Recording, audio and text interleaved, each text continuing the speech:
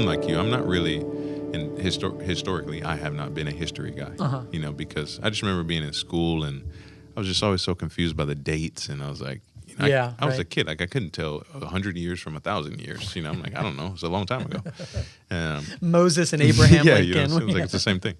So it never grabbed me, history, until actually I became a believer and I realized, the Bible is a history book. Yeah. It's this collection of texts that are telling us, why we have what we have today, why we can experience what we can experience because these things have happened, But then even deeper, like I've said, it's like this studying Spanish has given me so much more than being able to say Spanish stuff. And for everybody listening or watching, this guy starts learning Spanish and he's blown my mind at how much you've learned. You've done amazing. I've talked to a lot of people.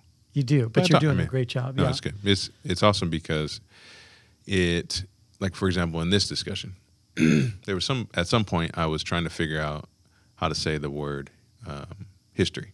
Okay. And I'm like, okay, the word is historia.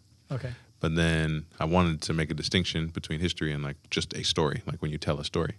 And look up the translation, ask a couple people, and it's the same word, historia. And so you're thinking it's got to be wrong, yeah, right? It blew my mind though, because I was like, wait a minute. In that language, when they're not to say that you can't contextually differentiate, right.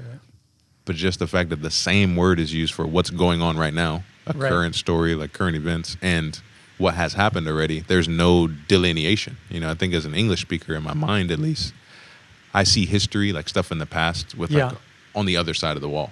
Right. The stuff that's happening around us today is like past, right now, and on this it's side. The now. But the goal of air conditioning. Sure.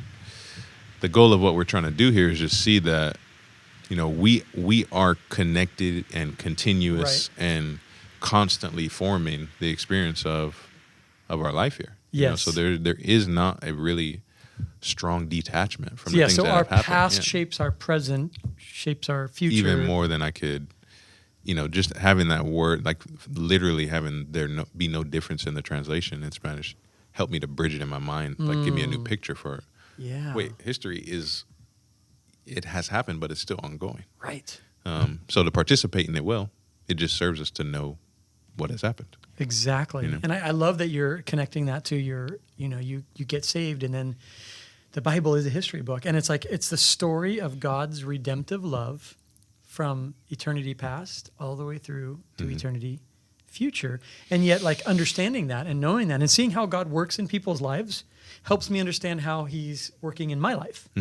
And so then learning about history, I think it was, I think George Santayana, who was a kind of a philosopher, who had said, those who do not learn from history are doomed to repeat it. He's the guy that kind of coined that phrase. Yeah, right. And yet, but there's another way of kind of looking at that. It's like, as I learn from the history, like, of God's redemptive love in the Bible, I'm gaining all of their wealth into my life today. That's good, yeah. And that's connecting to this idea of historia in Spanish, of like, it's my past and it's my present. It's God's story. Right. It's the story. The story.